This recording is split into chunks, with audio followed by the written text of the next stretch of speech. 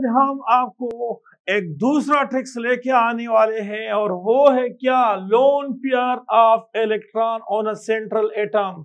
Lone pair of electron on a central atom मालूम करने का जो शॉर्ट ट्रिक्स है वो क्या है, वो ये है कि hybridization value minus bonded atoms with the central atom.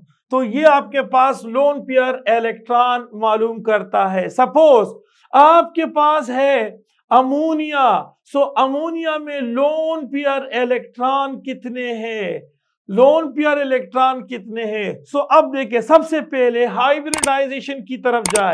Hybridisation ammonia में, ये देखिए अमोनिया में हाइब्रिडाइजेशन 4 है, 4 वैल्यू है, क्योंकि इसमें आपके पास sp3 हाइब्रिडाइजेशन है। सो 1 S है और 3p है, तो टोटल वैल्यू 4 के बराबर है। अब इस नाइट्रोजन के साथ बॉन्डेड एटम कितने हैं, 1 2 3, ये 3 है। तो अब देखिए 3 से 4 से 3 को निकाल दे 1, सो देखिए यहां पर आपके पास एक लोन पेयर इलेक्ट्रॉन होगा।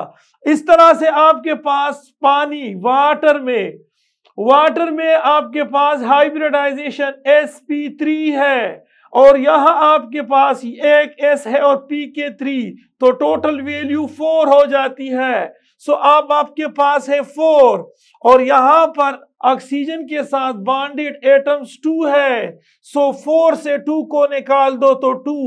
ये आपके पास लोन पेयर इलेक्ट्रॉन मालूम करने का तरीका।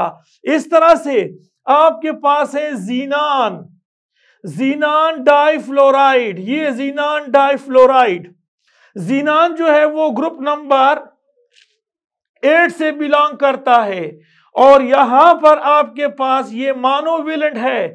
सो हाइब्रिडाइजेशन मालूम करने का तरीका जो हमने आपको Z वैल्यू से बताया था, तो वो आपके पास है 2। जीनान जो है वो बिलोंग करता है ग्रुप नंबर 8 से, तो आउटर मोस्ट में 8 इलेक्ट्रॉन। हेलोजन जो है वो मोनोवेलेंट है, वो आपके पास 2 इन नंबर है। सो 10 को 2 पे डिवाइड कर दो तो इससे 5 आता है। सो वैल्यू अगर 5 है तो ये देखिए ये यहां पर 5 है और इसके साथ जीनान के साथ बॉन्डेड जो एटम्स होते हैं वो 2 है, तो 5 से 2 को निकाल दे तो यहां पर 3 आते हैं। तो लिहाजा जीनान के साथ देखिए, जीनान यहां पर फ्लोरीन, तो यहां पर जीनान के साथ जो है लोन पेयर इलेक्ट्रॉन जो होते हैं वो 3 इन नंबर होते हैं। So this is the method to calculate the lone pair electron in a molecules. Okay, अल्लाह हाफिज।